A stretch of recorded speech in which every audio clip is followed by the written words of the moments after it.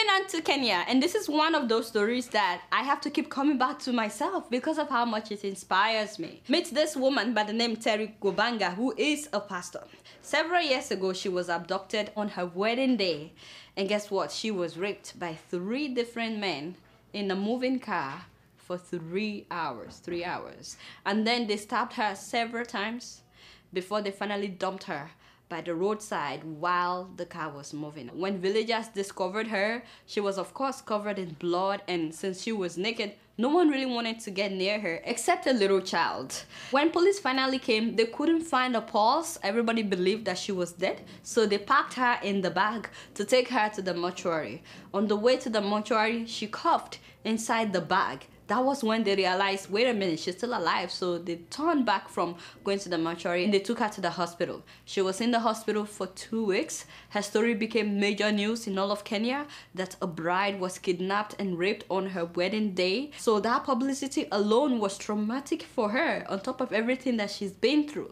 And then guess what? Doctors came in and told her that when she was stabbed in the stomach, her womb ruptured. Therefore, she would never be able to have kids. I was at that place in my mind asking God, do you care? Every time I had any male voice, I was told I was very violent. Not one person, 3, you know. I'm not saying one is better. Rape is rape at whatever level. But you know, one wonderful thing is her fiancé did not leave her side the whole time, and he still wanted to marry her, although everything that had happened overwhelmed her. So it took a year after the incident before they finally got married, and miraculously, some of those who read about her story in the news decided to pay for her wedding. She got everything for free, everything paid for, including the honeymoon.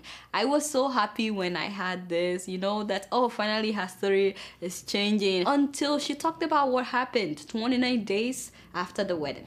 He went to the bedroom, took the jiko to the bedroom to make the room warm. Then he came to the kitchen where I was cooking. He switched off the gas, carried me on the kitchen counter and told me we need to talk. And he tells me, you know, in case I would die, I would want you to go on with life. I stopped him right there. Wow. I mean, that's interesting. I don't know how he knew that something was gonna happen that night. I guess some people just know. And he was not happy that I stopped him. We've just come back from a honeymoon. We are praying and fasting the whole day. It's an exciting time. You don't talk about that. And the atmosphere had really changed. So we embraced. I remember we were in tears. We didn't understand what was happening.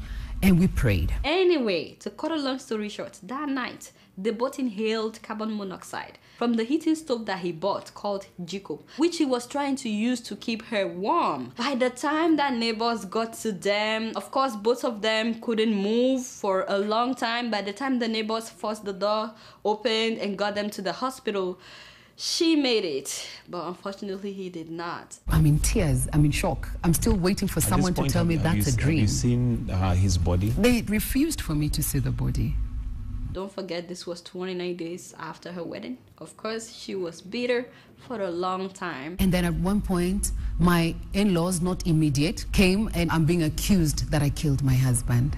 So wow. So I've had it before in the African, you know, community. It's very hard for a husband to just die, even if it was cancer. There's something the woman did.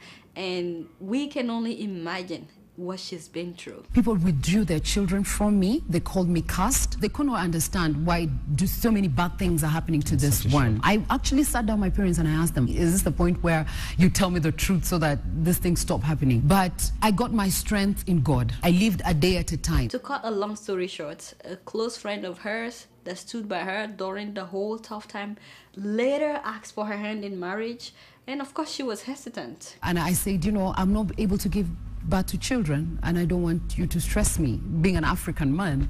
And so he tells me children are a gift from God, and if we have them, amen. If we don't get them, that means he will just have more time to love me. Wow, only true love would say such a thing. So they went ahead and they got married. Of course, it didn't go well with some family members. Her father-in-law did not show up for her wedding, but she said that today they are now like best friends. They've been married now for 8 years. Yes, 8 years. And guess what? During the first year of her marriage, she got sick and they thought it was just fever until the doctors told her that she was pregnant. My first reaction, what I did, I picked my phone and I SMS'd everyone on my phone book and I told them I'm pregnant. Some of them were asking me, who are you? And my reply was, I am pregnant. I I was very excited. Anyway, she went on to have another baby after that. So they have 2 children. And today she goes about encouraging people, inspiring people, motivating people that no matter what you have been through, your story can also become a testimony. One thing I've always said, crawl if you have to, but just know destiny awaits. The 24 hours in a day just remains 24. So if you're going to cry for 5 years, those are wasted years. I encourage people, don't dwell on things, deal with them as they come. Wow. So do not put a full stop where God hasn't put one. Go right back, put a comma. You might be in chapter 1, it might not be so good. Chapter 2, chapter 3, not so good. Who knows about chapter 7? Wow. So I decided to share this story just in case someone out there is going through a very difficult situation. And it could be anything. I mean, maybe you lost a loved one.